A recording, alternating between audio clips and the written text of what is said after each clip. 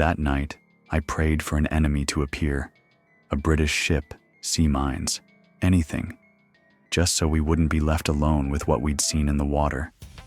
Because a war between men is a hell you can understand. But we had come face to face with another hell, a far more ancient one. April 30th, 1918. The cold, troubled waters off the coast of Ireland. In the gray morning mist that clung to the wave crests like a torn shroud, something unimaginable was unfolding, something that violated every written and unwritten rule of this war. The German U-boat, UB-85, a steel predator, one of those merciless sea wolves that had terrorized Britain's shipping lanes for 4 years, was on the surface. But it wasn't preparing to attack. It wasn't diving for the safety of the depths. Desperately, choking on the waves, it was racing straight towards its deadliest enemy, a British patrol ship. The submarine's crew, huddled on the narrow deck, were waving their arms, and there was no threat in their gestures, only panic. They weren't surrendering to the enemy. They were fleeing from something trapped inside their own steel coffin in the dark and cramped compartments below. Just an hour earlier, this day had been no different from 100 other cursed days in the 4th year of the Great War. For the crew of the British sloop HMS Coreopsis, it was just another routine patrol. The ship, named for a humble wildflower, was in fact a battle-hardened watchdog whose sole purpose was to sniff out and hunt down German submarine killers. It rocked rhythmically on the leaden waves of the Irish Sea, its hull groaning wearily, while a bone-chilling wind howled through the rigging, singing the mournful dirge of the endless blockade. The air was thick and damp, smelling of salt, rust, and the coal smoke that trailed from the ship's single funnel in a black, greasy plume. All around, to the very horizon, there was nothing but gray, sullen water and an equally gray, low-hanging sky. The monotony was lulling, blunting their vigilance, but every sailor aboard the Coreopsis knew. It was in moments like these, when it seemed nothing was happening and never would, that death could strike from the deep. A German torpedo doesn't announce its arrival.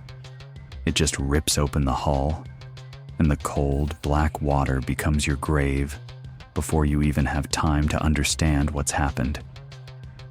On the bridge, Captain Richard Wright, a middle-aged man with a face weathered and lined like an old map, was staring intently through his binoculars. His eyes were tired from the constant strain, from scanning the horizon for the faint trace of a periscope, the thin line that separated his crew's life from death.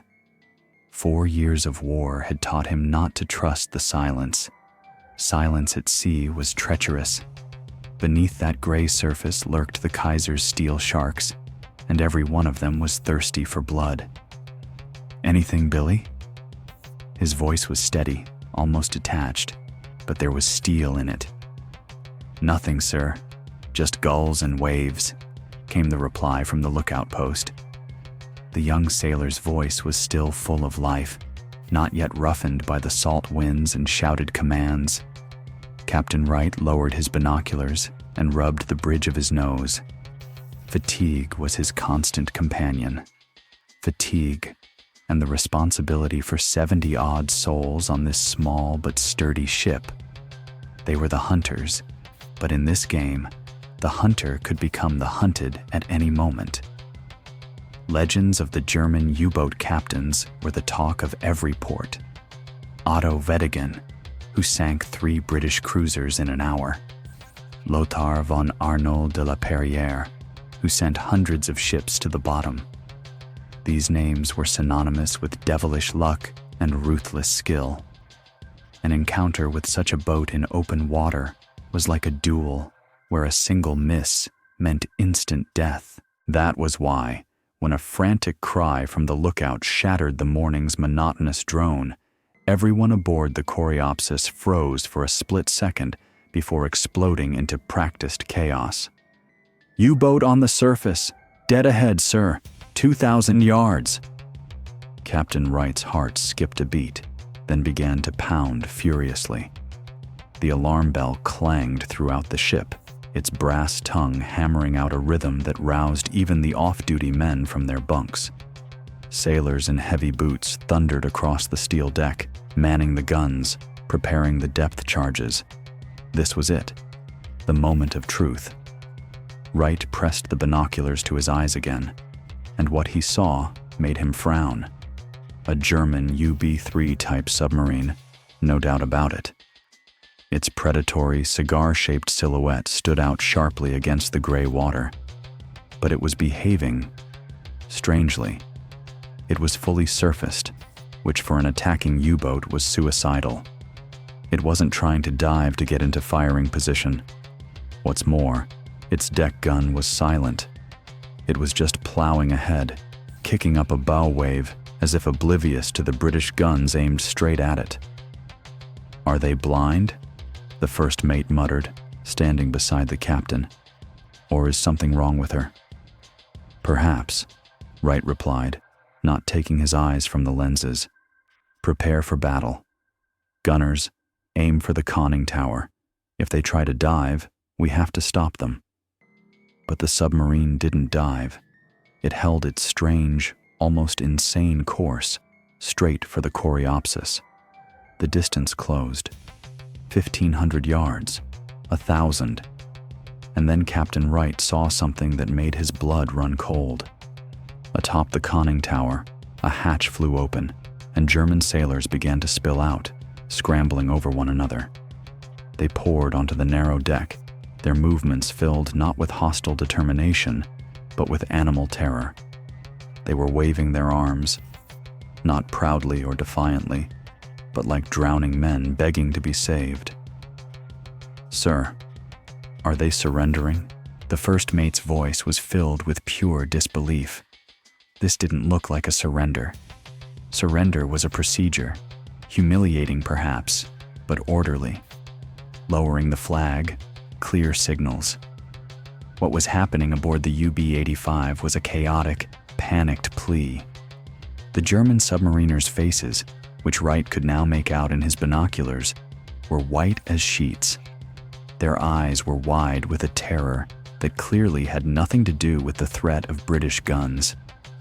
On the contrary, the sight of the Coreopsis seemed to bring them not fear, but some kind of perverse, desperate relief, as if they were glad to see their enemy, because he was the lesser of two evils.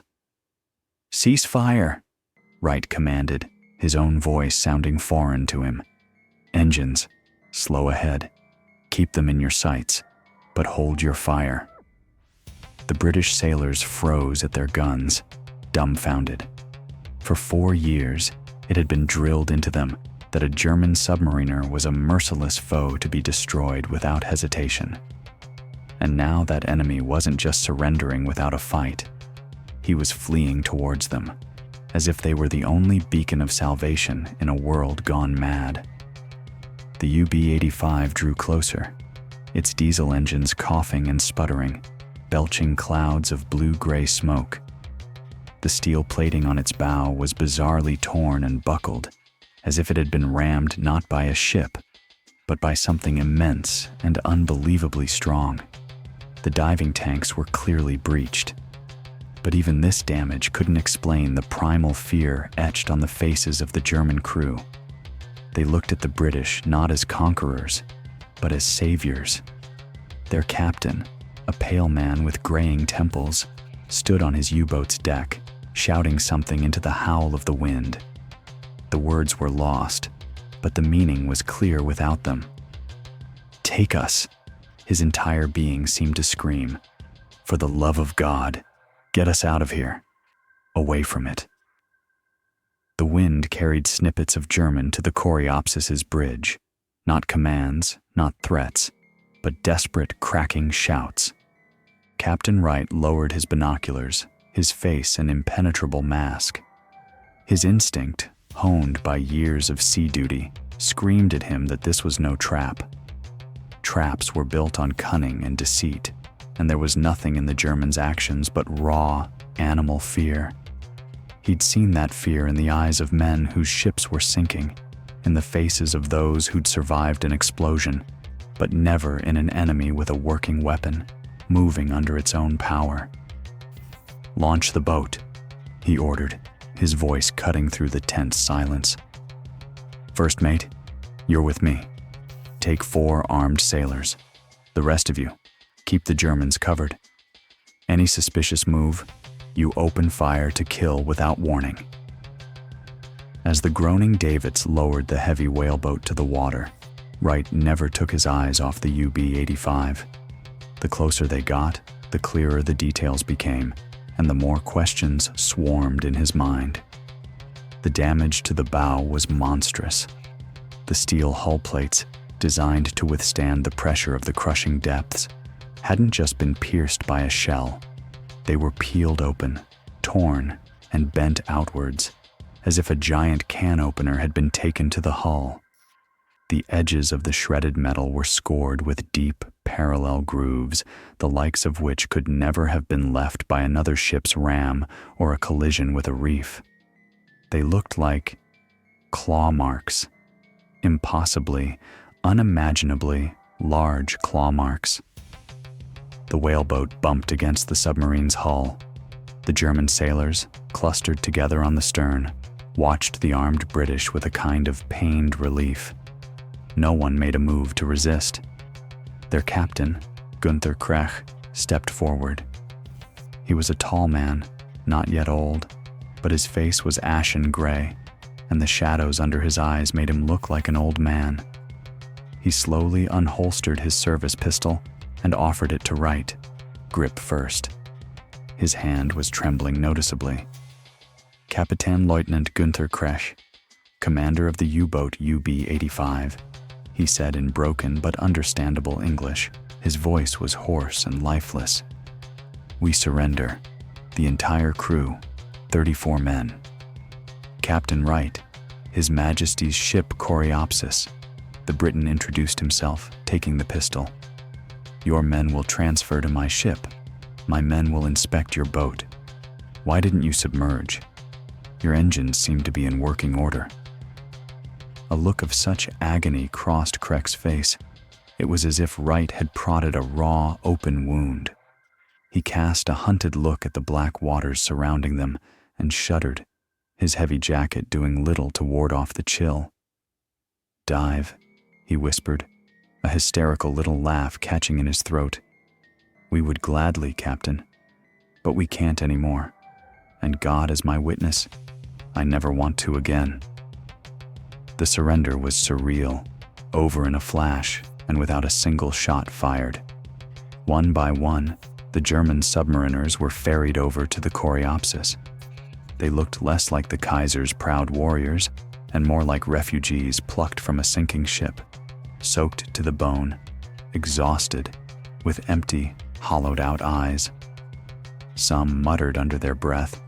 Others just stared into the middle distance, flinching at any sudden noise. The British sailors, who had braced themselves for a fight with the devils of the deep, could only stare at these broken men, utterly bewildered. Kapitän Krech was escorted to Wright's small cabin. He was given a mug of hot, sweet tea. He refused it at first, but then clutched it with both hands as if it were a life preserver. Wright sat opposite him. Between them, across the small table, 2 worlds collided, one of order, discipline, and a war that made sense. The other, a world of something dark, irrational, something that had clawed its way up from below. "So, Kapitän Krech," Wright began, his tone the flat, steady cadence of an interrogation. "I want the truth. What happened to your boat? We can see the damage, but it's unusual. Not a torpedo, not a shell. Did you collide with something?" Krech looked up, and in his eyes, Wright saw something worse than fear. He saw the absolute, unshakable certainty of a man who had stared into the abyss. He took a great, shuddering gulp of tea, scalding his lips. "Last night," he began, his voice trembling. We surfaced to recharge the batteries. The night was still, windless. The stars. The sea was as smooth as black glass. Standard procedure. Routine. We were on the surface, diesels running. I was on the bridge with the watch. Everything was calm. He fell silent, gathering his thoughts. Rate waited patiently. And then it came. No splash, no sound. It just rose. From the depths. At first we thought it was a rock outcropping, or some wreck the current had dragged up. But it was moving. It was alive. Krech set the mug down, the ceramic rattling against the wooden table as his hands shook. It was huge, Captain. Bigger than any whale. Dark, glistening, covered in some kind of carapace. And it had a head. A horrible head. With large, vacant eyes that glowed in the dark with a phosphorescent light. They were staring right at us. And the skull. It looked like it was covered in horned growths, like some prehistoric beast. And when it drew alongside us, it opened its maw. The German captain shuddered violently, his gaze going distant, looking right through the cabin wall as he relived the moment. Teeth, Captain Rate, glistening in our deck lights, sharp as needles. So many teeth. It made no sound. It just clamped down on the bow of our boat, right behind the deck gun. I heard a screech of metal, like someone tearing through a steel plate with their bare hands. The weight of it. It was unbelievable. Our boat, this great steel machine, began to heel over. Water washed across the deck. I could hear my men screaming inside as they were thrown across the compartments. We were sinking. Right there on the surface, this monster was dragging us under. A ringing silence fell in the cabin, broken only by the creak of the ship's bulkheads and the distant thrum of the engines. Rate stared at the German, searching his story for any sign of a lie, of madness, of a military ruse. But there was nothing. Only the pure, unvarnished truth of a man who had gazed into the abyss. We panicked, Krech continued, wiping cold sweat from his brow. My men on deck opened fire. Rifles, pistols. The bullets just bounced off its hide like peas off a drum. It didn't even seem to notice. It just held us, pulling us down. I thought that was it, that this sea devil would drag us to the bottom. We were screaming, shooting, and then, as suddenly as it had appeared, it released its jaws and just left, slipped back into the black water, and was gone. He fell silent, breathing heavily. When it was over, we assessed the damage. The pressure hull was breached. The dive chambers were torn to ribbons. We can't go under. We were stuck on the surface, a helpless tin can. And we knew. It was still down there, waiting. So when your lookout spotted us this morning, we didn't see an enemy, Captain. We saw salvation. Any fate, capture, a prison camp, is better than another night on the open sea. Alone, with it. Gunther Krech finished his tale and dropped his head into his hands, his shoulders shaking with silent sobs. Captain Rate was silent. He looked at his broken enemy and understood that today, April 30th, 1918, the war he knew was over. And another had begun, one far older and more terrible. Not a war between nations, but a war between man and the nightmares that slumber in the sunless depths of the sea. Richard Rate sat in the silence for a long time, listening only to the groan of the ship's timbers and the distant, steady heartbeat of his engine. In the small cabin, the very air seemed to have grown thick, heavy with the smell of salt water, fear, and madness. The German captain's story wasn't just the ravings of a lunatic. It was too detailed, too genuine in its terror. And it fit the inexplicable damage to the UB-85 like the last piece of a puzzle. Rate was a man of the Admiralty, a man of order, of regulations and protocols. In his world, there was no room for sea serpents and monsters from the abyss. His world was one of tonnage, gun calibers, knots, and clear orders. And it was to that world he decided to retreat, to banish the haunting image of phosphorescent eyes and teeth as sharp as needles. He stood, the movement sharp, breaking the spell of the long pause.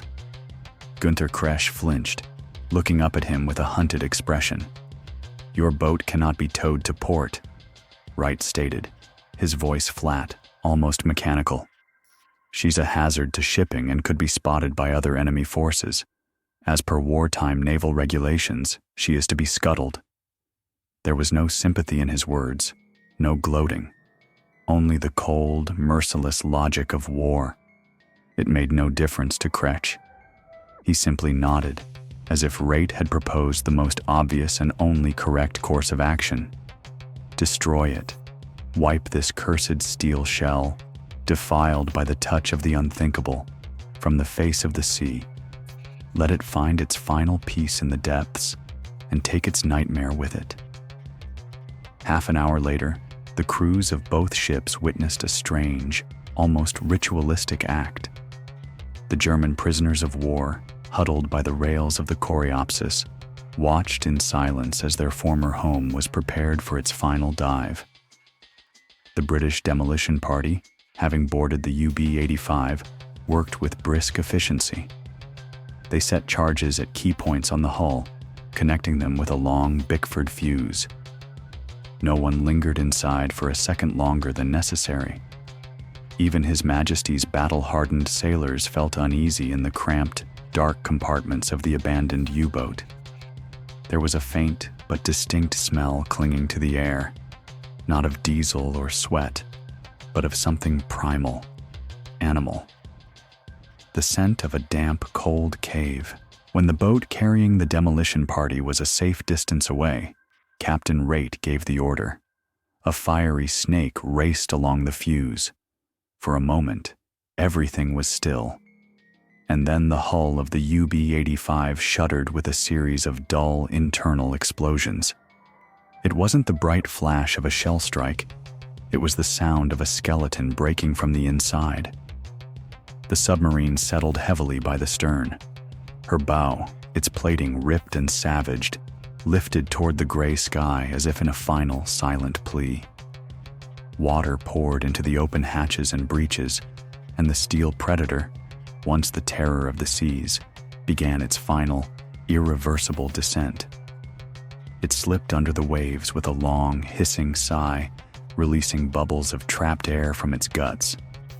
The last thing the sailors saw before the sea closed over it was that savaged bow, the shredded metal, the deep gouges that looked like the marks of colossal claws, the only physical proof of Capitan Krech's story. And then, before their very eyes, it vanished forever into the leaden depths of the Irish Sea, taking its secret to the bottom. The truth was sinking with it. On the surface, nothing remained but spreading ripples and a few patches of oil. That evening, as the Coreopsis set a course for Belfast, Captain Rate sat in his cabin over the official report. He stared at the blank sheet of paper for a long time. He could write it all down as it happened. Describe the Germans' panic, the bizarre damage, Capitan Krech's insane story. But he knew how that would end. They would call him mad, a victim of shell shock. His career would be over, and his crew would become a laughingstock. A world fighting the bloodiest war in human history wasn't ready for stories like this. It needed enemies it could understand, and victories it could explain. And so Rate made his choice. He chose order. His pen scratched confidently across the paper, laying down dry official lines. Upon closing with enemy submarine UB-85, the latter attempted an emergency dive to evade action. As a result of hasty procedure and possible mechanical failure, a deck hatch was not properly sealed, leading to uncontrolled flooding of the forward compartments and making further submersion impossible. The crew, in a state of panic, surrendered without a fight. The damaged submarine was scuttled by the crew of HMS Coreopsis in accordance with regulations. Not a word about a monster, not a hint of the inexplicable, just a faulty hatch and a panicked German crew. Just another small victory in the Great War. Decades passed. The Great War became the stuff of history books. The empires that had clashed within it crumbled to dust. Dreadnoughts and biplanes gave way to nuclear carriers and supersonic jets. The world had changed beyond all recognition. The story of UB-85's bizarre surrender was relegated to a footnote in the archives, a sea yarn dusted off now and then by history buffs. The official version, a faulty hatch, was neat and tidy. Captain Krech's account, recorded during his interrogation at a POW camp, was written off as wartime propaganda or the ravings of a traumatized mind. The truth, it seemed, was buried for good under hundreds of feet of water. But while the ocean is a master at keeping secrets, sometimes it reluctantly gives them up. In the early 21st century, nearly 100 years after the fact, a team of engineers laying a subsea cable stumbled upon a strange anomaly. A blip on the sonar screen, sharply defined and cigar-shaped, was resting on the seabed in the exact spot where, according to HMS Coreopsis's logbook, UB-85 had been scuttled. Months later, a research vessel arrived at the site. An ROV, a small robot armed with powerful floodlights and high-resolution cameras, was lowered into the cold, dark water. In the hushed quiet of the control room, the first images flickered onto the screens. A silhouette emerged from the gloom, caked in barnacles and seaweed, but unmistakably familiar. It was her, UB-85. The cameras crept slowly along the hull, now a rusted but still intact skeleton. There was the deck gun, frozen in silent repose. The conning tower, its hatches gaping like black voids.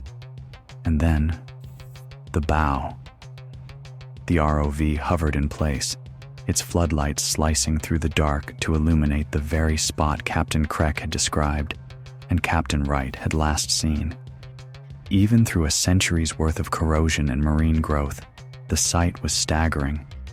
The steel plating wasn't just punctured or bent. It was torn to shreds, the metal edges peeled outwards.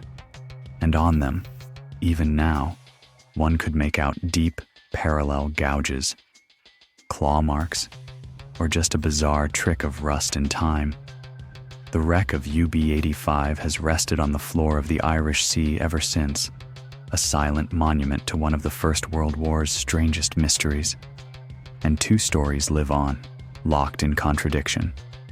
One is the official, logical version, filed away in the Admiralty's reports, a story of a faulty hatch and human error. The other is the wild, unbelievable tale preserved in the trembling voice of a German captain, a story of a sea devil with phosphorescent eyes.